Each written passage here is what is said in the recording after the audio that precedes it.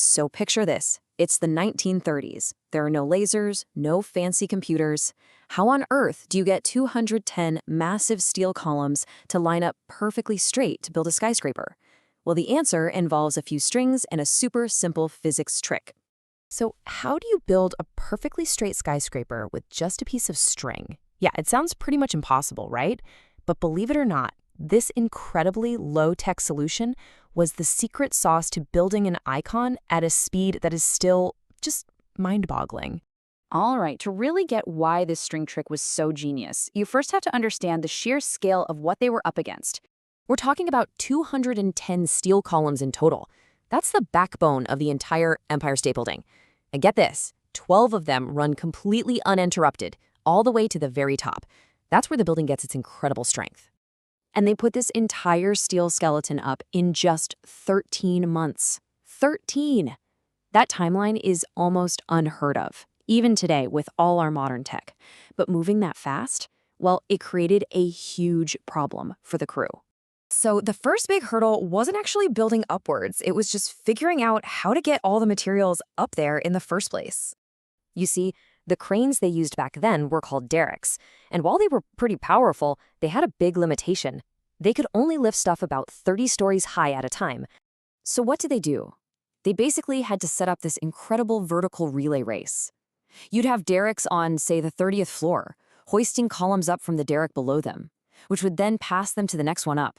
People would actually stop on the streets just to watch this crazy aerial ballet. But this whole system, it led directly to their biggest problem. And here's why. Because of that whole relay race thing, the only way to pass these massive steel columns from one derrick to the next was to lift them horizontally, lying flat. So there's the big question, right? The columns arrive lying down, but they have to be installed standing up. How in the world do you flip a multi-ton steel beam into a perfectly vertical position when you're hundreds of feet in the air with nothing but 1930s gear? Well, the answer wasn't some fancy, complicated machine. Nope.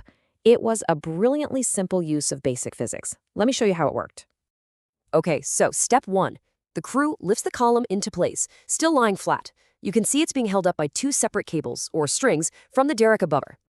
And then, here comes the trick. This is the crucial part. The workers would just take off one of those cables and then move the single remaining cable all the way to the far end of the beam. And just like that, you've got it. The operator just lifts it again, and what happens? Gravity takes over. It just naturally pulls the heavy base of the column down, and whoosh, the whole thing swings into a perfect vertical position. No pushing, no extra machines, literally just physics doing all the work. So simple, it's brilliant. Okay, so once that column is hanging perfectly vertical, the clock starts ticking. There is absolutely no time to waste. A special team had to swoop in and lock it into place, immediately.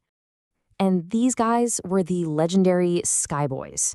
They were these elite 4-man teams that worked in what you can only describe as a seamless, high-stakes ballet, all happening hundreds of feet above the streets of Manhattan.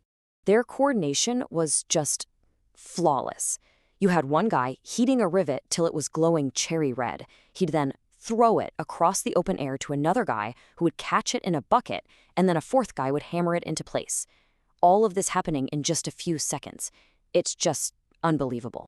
And they did this millions of times. Seriously, the actual number of rivets they used on this project is so insanely high that nobody even knows the exact count for sure. But that begs the question, right? How did this super low-tech string trick in this crazy rapid-fire riveting work so perfectly every single time? Well, the real secret wasn't actually on the construction site. It all came down to this. Every single piece of steel was perfectly prefabricated. That means every hole, every single dimension, every connection point, it was all planned out and precision cut at a factory before it ever showed up in Manhattan. Think about that. It means the Skyboys weren't up there wasting time measuring or drilling or trying to make things fit. Nope. They were basically just assembling a giant, perfectly made kit. All the hard work was already done. And this amazing combination, the brilliant planning beforehand and the super fast ingenuity on site, that was the key to their incredible speed. It's a strategy that we now call parallel execution. So what's the result of all this? A true icon, built at a record-breaking pace of 1 floor per day.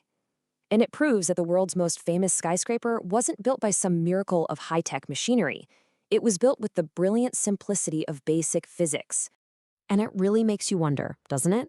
What problems are we facing today where we're all looking for some complex, high-tech answer when maybe, just maybe, the most elegant solution is also the simplest one?